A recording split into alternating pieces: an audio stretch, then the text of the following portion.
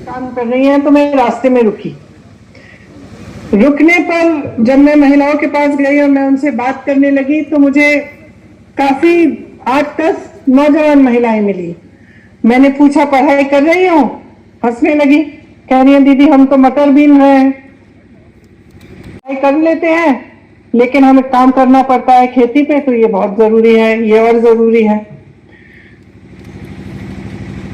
मैं एक दुकान के अंदर गई, दुकानदार से पता चला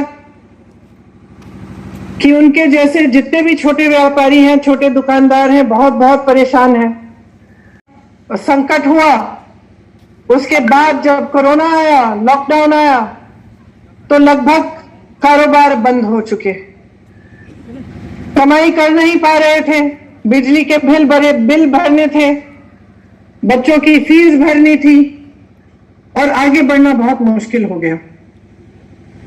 जहां जहां जाती हूं मैं उत्तर प्रदेश में, सब जगहों से यही पता चलता है मुझे समस्याएं क्या है।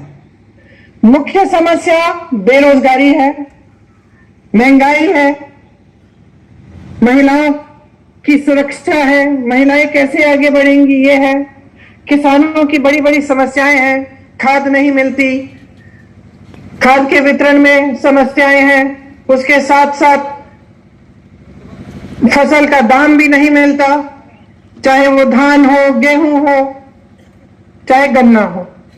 तो ये बड़ी बड़ी मुख्य तौर पे ये बड़ी बड़ी समस्याएं हैं।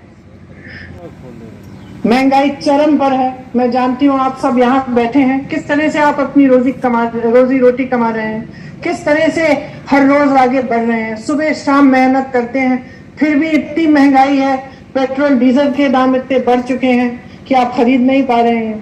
गैस सिलेंडर आपको दिया है, उसको भरने का आपके पास पैसा नहीं है, 1000 रुपए का गैस सिलेंडर बन गया है, 200 रुपए की तेल। तो इन सब समस्याओं का आप सामना खुद कर रहे हैं। सरकार ने आपको भगवान भरोसे छोड़ दिया है। न सरकार आपको बताती है, न भाजपा के नेता आपको बताते हैं, न समाजवादी के नेता आपको बताते हैं, न बहुजन समाज पार्टी के। जो भी आपके सामने आता है वो यही आपके जज्बातों को उठाने की कोशिश करता है। ये कोशिश में रहते हैं कि चलो इनके जज्बात हो जाएंगे, थोड़े से उभर जाएंगे। इसी आधार पर केंद्र चल ही नहीं रहे हैं, और जो प्राइवेट वाले हैं उनमें कभी आती है कभी नहीं आती है। अगर लाइन में खड़े खड़े किसानों की मृत्यु हो रही है इसी इंतजार में कि एक बोरा खाद मिल जाए उनको, तो इस समस्या को हल करने के लिए कौन सा राजनीतिक दल से कोई नेता आते हैं बात करने के लिए, राजनीतिक दल आते हैं, तो इन मुद्दों के बारे में बात क्यों नहीं होती? ये बात क्यों नहीं होती कि आज उत्तर प्रदेश में जो किसान है उसे खाद नहीं मिल रही है, उसको फसल का दाम नहीं मिल रहा है, आवारा पशु उसके खेत खाए जा रहे हैं, ये बातें क्यों नहीं होती? ये बात क्यों नहीं होती कि हम आपकी समस्याओं को सुलझाने के लिए क्या कर रहे हैं? अगर आपको फसल का दाम नहीं मिल रहा है तो हम वो दाम देने के लिए क्या करें? अगर गन्ना किसानों का 14,000 करोड़ का बकाया है, आशा है कि इसके जरिए, इसके माध्यम से मैं कुछ बातें आपके सामने रख पाऊं और आप सब उन बातों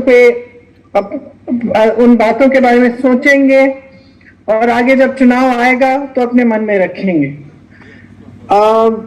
शायद रायबरेली के भी मेरे साथी यहाँ हैं,